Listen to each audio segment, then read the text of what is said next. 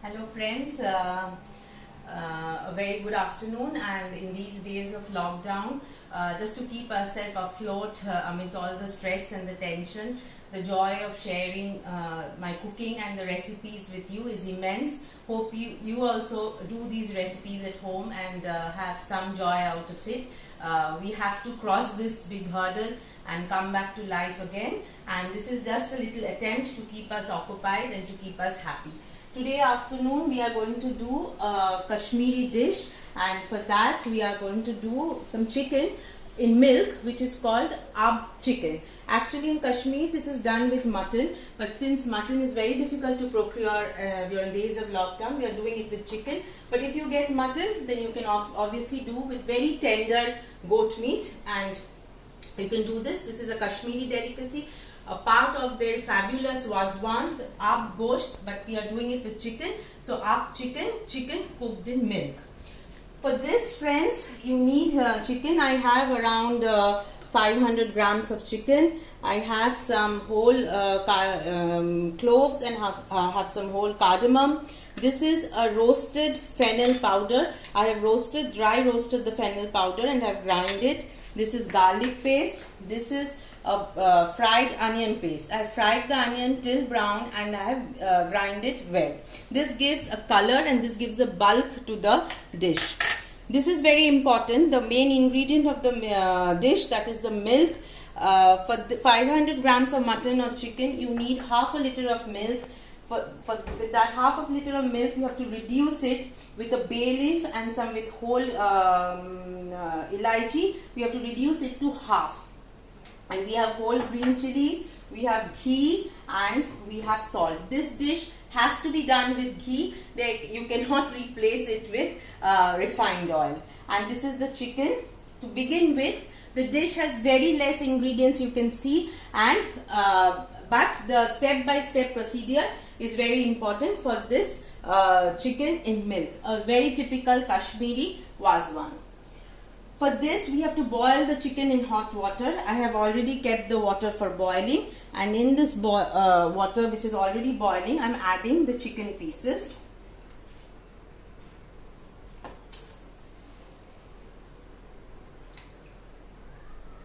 Once you add the chicken pieces, you will see that when the chicken pieces starts boiling, you will see that a scum comes over the chicken pieces. You just have to clean it. You just have to remove those the scum which comes out of the water. It will soon come out. And similarly, when you do with the mutton, you have to remove the scum for the first boil. So let me tell you something. Let me take you, since travel is restricted and we never know when international or national flights are going to start again. So let me take you to a bit to Kashmir. Kashmir is one of the most beautiful lands in the world, probably in India, obviously. And it has a very mythological existence, and it is said that if there is a paradise on earth, it is Kashmir. And in one of the first written history books by Kalhan, called Raj Tarangini, which is a history of Kashmir, he calls it the paradise on earth. Similarly, several historians who have travelled to India, like Bernier, Francis Young husband, have gone to Kashmir and they have just loved the place. There is also mythological origin of Kashmir. It is said that Kashmir was built out of a lake. There was and in that lake there lived a demon, and the demon was killed by goddess Parvati. And it is said that goddess Parvati killed the demon by putting a mountain on the lake. And therefore, if anybody of you have gone to Srinagar, you will see the Srinagar, there is the famous Dal Lake, and there is all the mountains which is called the Shankaracharya mountains. They said it was that mountain by which Parvati had killed the demon. So here goes the mythological history of Kashmir. Now you can see, friends, the scum has, the oil and the scum has started coming out. So what we'll do, we'll just remove the scum as far as possible.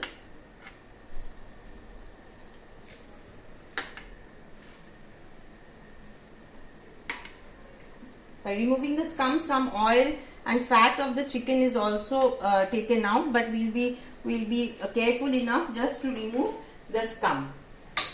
Now what we do, this is one of the most important steps. What we do, we add the ginger paste to this water.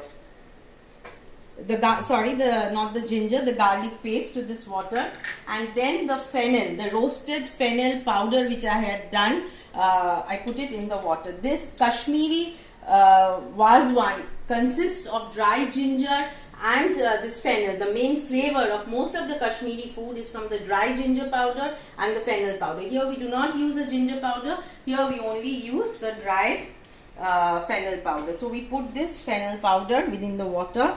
Actually the whole chemistry is that this water has to be infused with these flavors, and we add some salt.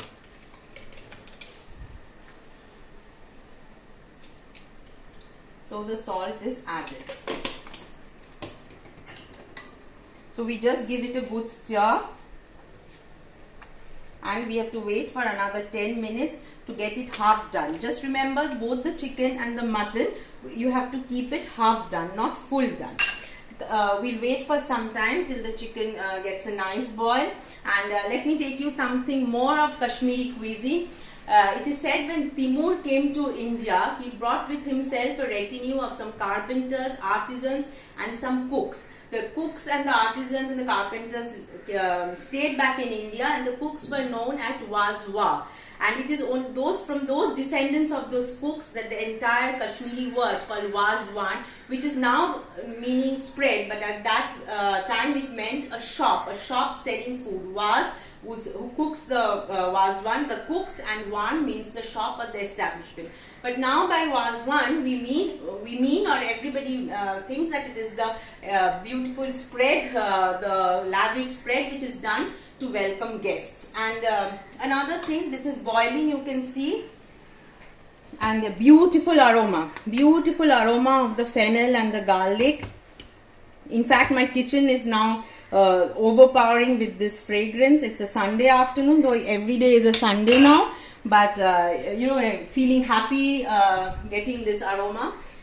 And Kashmiri cooking is generally into two branches. One is what the Kashmiri Pandits cooks, and what the Kashmiri Muslims cook. The only difference, they both love their meat, they both love their lamb. The only difference is that Kashmiri Muslims use onions, and the Kashmiri Pandits do not use onions. So what we know as the Kashmiri Aloo Dum is Dum Aloo, that is generally a Kashmiri Pandit cuisine which has no tomatoes or which has no onions. So this is Kashmir in very short, and so I think the chicken is nearly done. We move to it keeps on boiling, we move to the next step. This is a very important step which we are going to do.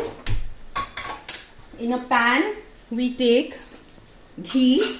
You have to do with ghee. There's no, you cannot do without ghee. You take quite a copious amount of ghee, because this is the only oil which goes in. Once the ghee melts, we add these cloves. Actually, the ghee has to be infused with the cloves. So this is the main aroma which has to come out once the ghee is melting. You can see the ghee melting.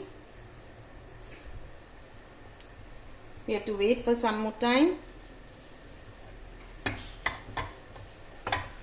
Coming back to Wazwan. Wazwan is generally a spread of 36 dishes, right? 36 dishes on one course. It is cooked the entire night, the night before, and then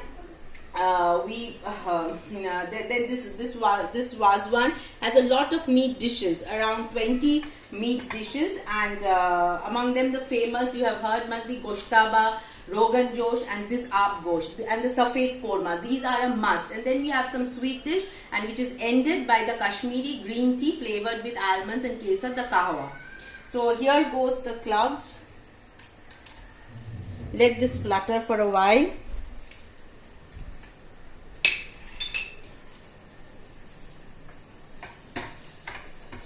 Look, this is spluttering. And this is a beautiful smell of the ghee with the clove.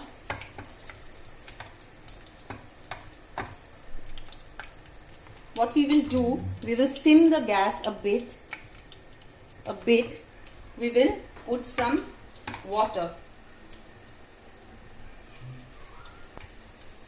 Then we will again keep the flame high and cover this, right? By this time you can see the chicken is already boiling. It's a beautiful, the aroma of the fennel seeds is just beautiful and it is boiling. So what I do now, I close this gas because the chicken cooks very fast as it is, and let this flutter for a while. I'm not going to open this. I'm going to keep this for 5 minutes so the ghee is really infused with the flavor of the flour. In Kashmiri cooking, it is all about flavor. It is all about aroma and all about the delicateness of the cooking. So what we will do, we will strain this liquid. The liquid which you see, we have to strain this liquid and we have to keep this liquid reserved, because it is this liquid which is going to be added in this added in the main gravy. So just a second, I will take this out.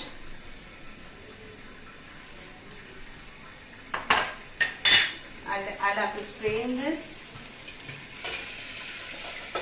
This is boiling very beautifully and there's a beautiful flavor. We keep it boiling for some more time and we strain this liquid. It is this liquid in which the gravy will be done.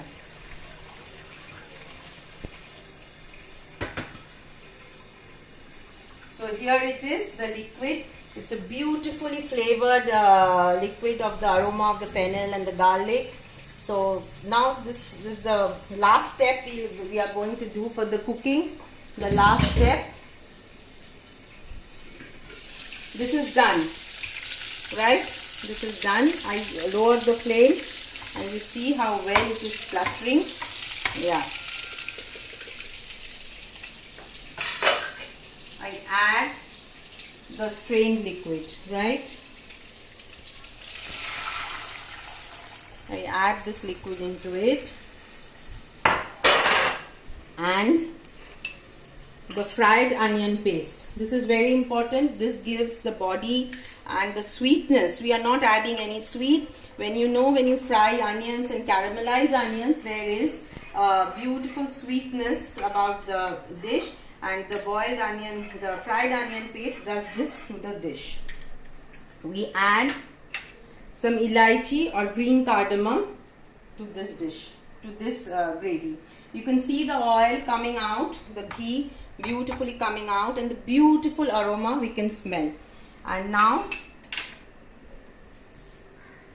we let it simmer for a while and we will check the chickens, how far it is done. You can see that the chickens are more than half done. So I'm checking this because this cooking time has to be adjusted in that way. We reserve some stocks. If we need for the thing, we will add it. And we have some slit green chilies. We put the green chilies. We do not put, it's a Kashmiri dish, but we do not put Kashmiri red chili powder because we want the dish to remain white, milky white. So now we put the chicken into this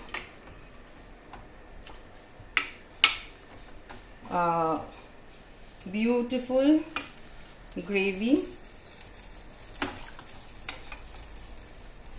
The chicken, which is nearly done. And friends, you can keep this stock. If you have an excess of stock, you can keep this stock for soups or various other chicken dishes. During lockdown, we are focusing, I am generally focusing on frugal meals and whatever is at home to make the best use of it. So please don't throw away if you have some stock remains. This is very flavorful. You can use it as a stock for your soup, as for your chicken stew, for anything which requires your stock. This can be used. Don't throw this away. This is boiling. We will let it boil. We'll cover it. We'll cover it for a while. We just want the flavors to stay in. This entire dish I'm cooking today. this entire dish I am cooking today is reminds me of the nostalgia of Kashmir. I have never been to Kashmir, but we have always had plans about visiting Kashmir.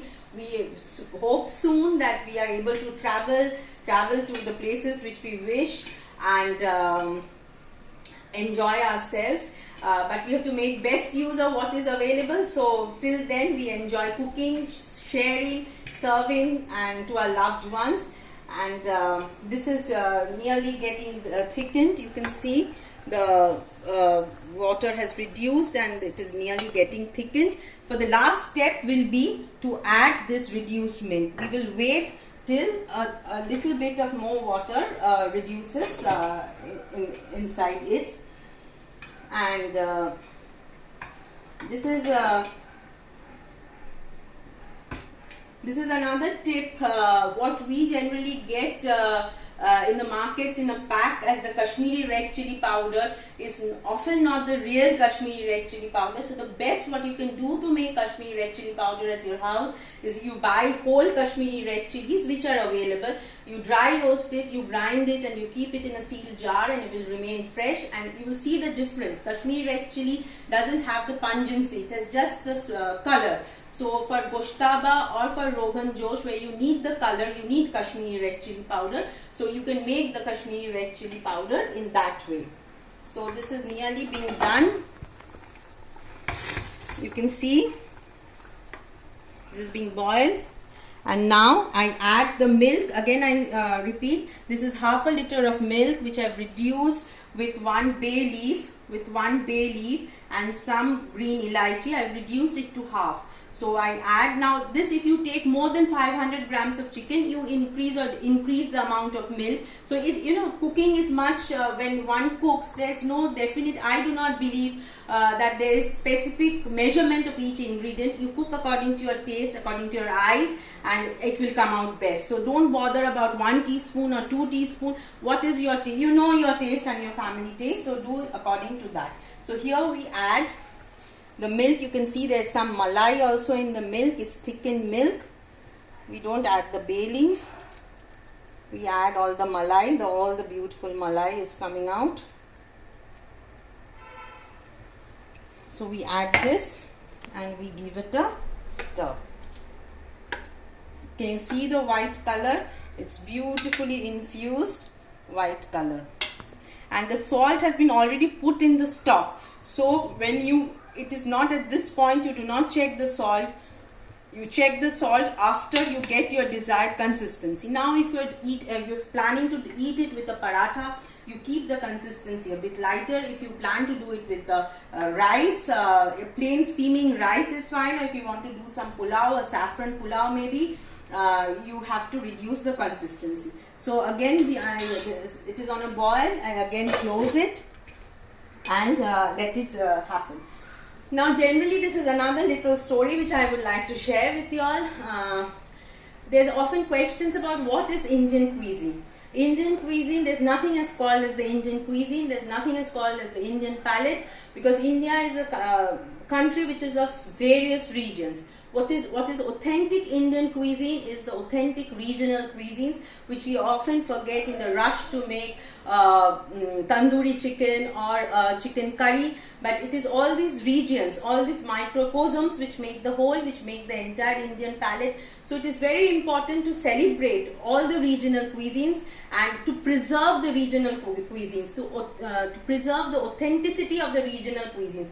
If we start doing fusion in everything, I think what is the quintessential Indian cuisine, that will be lost. So I mean, every day in our kitchens, in our home kitchens, we may try to do this. Whatever region, whatever culture, whatever religion we belong to, we try to conserve our heritage through cooking.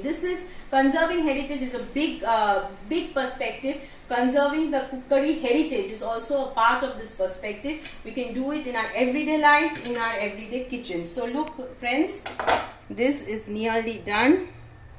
The oil has come out.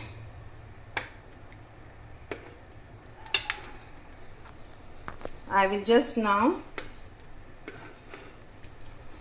high the gas, the flame, and then I will let this boil. Yeah, so this is done. Y'all can share recipes, y'all can share your regional cuisines, your cultural food which marks your community with each other, and that I think will make these lockdown days much more happier. And this is from Kolkata actually, and it is summer in Kolkata, but since I think it is less of pollution, no cars flying, you can see the beautiful breeze and the beautiful, this is a mango tree, and there are mangoes hanging, and if you have a lovely kitchen window like this, we can see a green tree. I think half of your food tastes nice. So I mean, we just try to enjoy what is with us. There's no good in pining for what is not with us right now, and we can only pray that the good times once again come back to us. We are not giving any garam masala powder or any seasoning other than this. So we just wait for 2 more minutes and it will be done. You serve it with paratha. You can serve it with bread if you don't have parathas, or you can just serve it with a steaming white rice. I prefer it to serve it for my family and friends. I prefer it to serve it with a plate of steaming rice. So this is nearly done. You can see the beautiful this what will happen once you take it off the gas. It will settle, the milk will thicken, and the gravy will reduce. So this is done, nearly done. So just a quick recap. I will do a quick recap for you. First we boil the chicken in, first we give the water to boil. Once the water boils, we add the chicken, get the scum out, and then we add fennel seeds, roasted fennel seeds, and garlic and salt. We let it boil till half an hour. The chicken should be half done, not half an hour. The chicken should be half done. Then in another pan, we take ghee, we put cloves, we let it splutter, we put some oil, we cover it. The whole concept is that the ghee should eat the flavor of the aromas, and that is the oil in which we will be cooking. So that is the second step. Once the chicken is done, we strain the chicken, we reserve the stock.